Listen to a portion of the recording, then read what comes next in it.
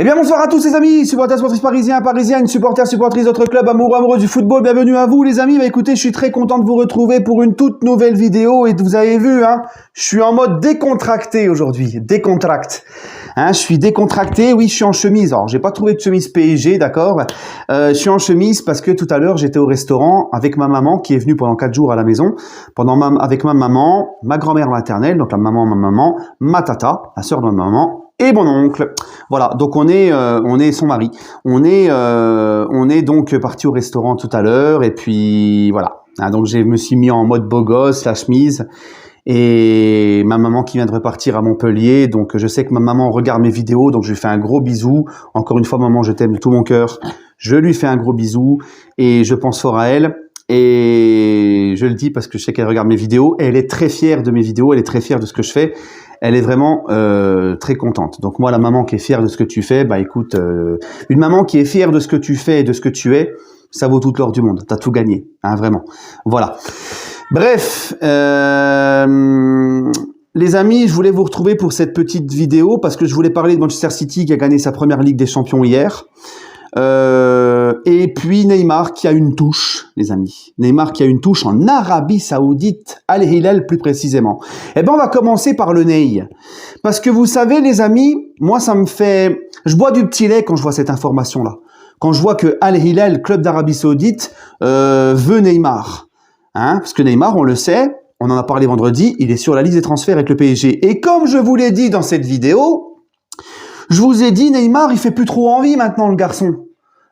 Intermittent du spectacle, 6 ans qu'il loupe 50% des matchs, 6 ans qu'il n'est jamais là dans les moments les plus importants, ou quand il est là, il revient de blessure, donc il n'est pas à 100%, des histoires extrasportives depuis 2017, on les compte même plus, une hygiène de vie catastrophique, voire même désastreuse, des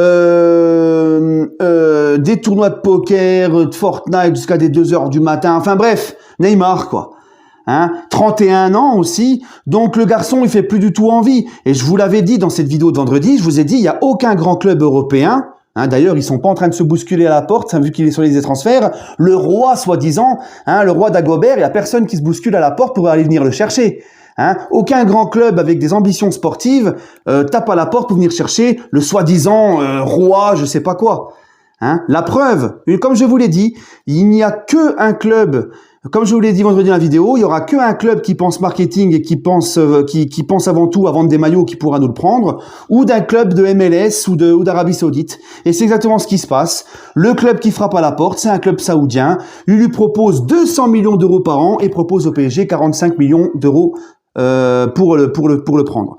Donc moi les amis, mais j'espère de tout cœur que ça va aboutir. J'espère de tout cœur qu'il va se barrer. On s'est déjà séparé de son copain Messi, le plot là, le plot là sur le terrain là, celui qui bougeait pas là, le plot. On s'est déjà séparé de lui. Maintenant, si on pouvait se séparer encore de lui, alors là c'est magnifique. Et puis les gars. Je peux vous dresser, moi, une liste longue comme le bras de joueurs offensifs qui t'apporteraient bien plus que Neymar. Déjà par leur présence sur le terrain. Rien que ça, tu vois. Des mecs qui seront tout le temps là. Sur qui tu peux compter. Rien que ça, tu vois. Bref, et puis pour ceux qui vont nous dire, ouais, mais comment on va faire sans Neymar on va bien rigoler sans Neymar. Mais ça fait 6 ans bientôt que t'es sans Neymar. Ça fait 6 ans qu'on fait sans lui. Donc j'ai envie de te dire que s'il part, tu le verras même pas pour la différence. Bref, allez. Donc on espère que ça va aboutir. On espère qu'il va vite partir aussi parce que franchement, voilà. En tout cas, les amis, maintenant, je voudrais revenir sur Manchester City. Alors, j'ai vu des gens qui sont dégoûtés, des supporters du PSG qui sont dégoûtés que Manchester City ait gagné sa Ligue des Champions hier parce qu'ils considèrent Manchester City comme un club ennemi du PSG. Moi, faut m'expliquer en quoi Manchester City, moi, je le considère pas comme un club ennemi. Alors oui, les Émiratis qui sont propriétaires de Manchester City et les Qataris propriétaires du PSG, oui, ils sont pas trop copains, mais ça, c'est de la géopolitique. Mais en termes de foot, tout ça, je vois pas encore Manchester City est un club ennemi pour moi. Et puis il y en a d'autres, des supporters du PSG, qui sont dégoûtés que Manchester City ait gagné la Ligue des Champions, parce que Haaland a gagné une première Ligue des Champions avant Mbappé. Il a gagné la Ligue des Champions et pas Mbappé. Mais ça les gars, c'est des concours de groupies de joueurs. On s'en fout. Franchement, on s'en fout. Tu vois? Moi, non, tout ce que je vois, c'est que c'est un club qui n'avait pas encore gagné la Ligue des Champions comme nous, et qui l'a gagné. Pourquoi? Ben parce que ça bosse.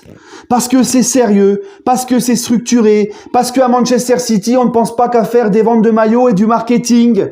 Et j'espère, moi je suis content qu'ils aient gagné la Ligue des Champions au Manchester City, parce que j'espère que ça va mettre un gros sursaut d'orgueil aux Qataris, et que ça va servir de leçon et d'exemple aux Qataris. Parce que c'est un club à prendre en exemple, Manchester City. Manchester City, les amis, déjà, ils ont mis en place un gros coach avec des références européennes. D'accord? Ça, c'est important. Et lui ont donné les pleins pouvoirs. C'est vrai, l'actionnaire de Manchester City, l'Emirati, tu le vois jamais. Il intercède, il ne vient jamais mettre son nez dans les problèmes. Il vient jamais mettre son nez dans le sportif. Il vient jamais dicter quoi que ce soit. Il a mis ses hommes de confiance à la tête, dans le club. Il les a mis dans le club. Et voilà. Lui, il regarde ça. Il est d'un œil distant.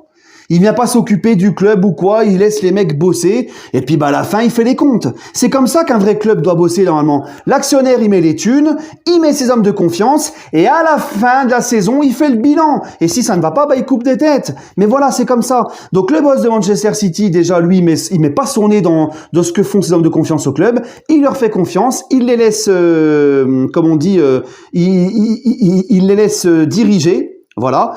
Et il n'intercède pas dans les problèmes, les machins, dans les choix de un tel ou un tel. Il les laisse bosser, regarde ça d'un œil distant. Et ils ont mis donc un coach avec des références européennes. Ils lui ont donné les pleins pouvoirs. Même le président de Manchester City, même le directeur sportif de Manchester City, tu les vois pas, tu les entends pas, tu sais même pas c'est qui. Tu vois? Donc il laisse l'entraîneur les pleins pouvoirs à l'entraîneur. Il lui ramène les joueurs qu'il souhaite pour mettre en place son système. Et puis il le laisse bosser. Et ils sont patients et ils le laissent bosser. Voilà. Et c'est Manchester City, les gars, c'est un effectif de très haute qualité, complémentaire et équilibré. Il n'y a pas de starlets qui sont venus comme des mercenaires pour juste prendre le salaire et qui se la coulent douce et qui se croient au-dessus du club et qui marchent sur le terrain ou qui sont là une fois sur 5. Non, les gars. Eux, voilà. Ils ont fait un effectif de qualité, complémentaire, équilibré, et même leur banc de touche, il est de très haute qualité. Voilà. Et pourtant, Manchester City, pendant un certain temps, il y avait des problèmes derrière. Ils ont réglé les problèmes qu'ils avaient défensivement. Ils ont été chercher des gros défenseurs. Et maintenant, que ça soit par ligne, défenseur, milieu ou attaquant, c'est un effectif de qualité et un banc de qualité. Voilà comment fonctionne un vrai club de foot qui pense avant tout sportif avant de penser marketing. Voilà sur quel genre de club le PSG doit prendre exemple. Et Manchester City, les amis, a fait la finale de la Ligue des Champions il y a 2 ans contre Chelsea, a fait la finale de Ligue des Champions il y a 2 ans contre Chelsea, la demi-finale la saison dernière contre le Real. Cette année, ils rejouent une finale, leur 2e en 3 ans, et ils la gagnent enfin. Ils ont gagné les 5 dernières Premières Ligues, ils ont gagné les 5 fois la Première Ligue sur les 6 dernières années. C'est pas anodin. Pourtant, la Première Ligue, c'est difficile. Il y a Chelsea, il y a Liverpool, il y a Manchester United, il y a Arsenal, il y a d'autres grands clubs. Mais ils l'ont gagné 5 fois sur les 6 dernières années. Ce n'est pas anodin, tout ça. Deux finales de Ligue des Champions en 3 ans, plus une demi-finale, plus une finale remportée, donc une Ligue des Champions, et 5 titres de champion d'Angleterre sur les 6 dernières années. Ce n'est pas anodin. C'est parce que c'est un club qui bosse et qui est sérieux. Et le PSG doit s'imprégner de ça. Le PSG doit prendre exemple enfin sur ça. Et moi, quand je vois City gagner cette Ligue des Champions, je me dis, enfin, peut-être, que ça va faire un déclic chez nos dirigeants. Voilà. Je sais pas ce que vous en pensez, les amis. Bref, hein. En tout cas, félicitations à eux. Moi, j'ai pas la haine, j'ai pas quoi que ce soit. Comme je vous l'ai dit, Manchester City, c'est pas un club ennemi pour moi. Et ils sont récompensés de leur travail. Dans le football, c'est comme ça. Regarde, Manchester City, ils en ont du fric. Ils en ont beaucoup. Oui, ils ont beaucoup dépensé. Mais regarde, ils dépensent pas n'importe comment aussi. Ils ont parfois, à un moment donné, dépensé un peu n'importe comment. À un moment donné, ils lâchaient tous aux attaquants et ils délaissaient la défense. Mais ils ont rectifié le tir. Ils ont réglé le problème, tu vois.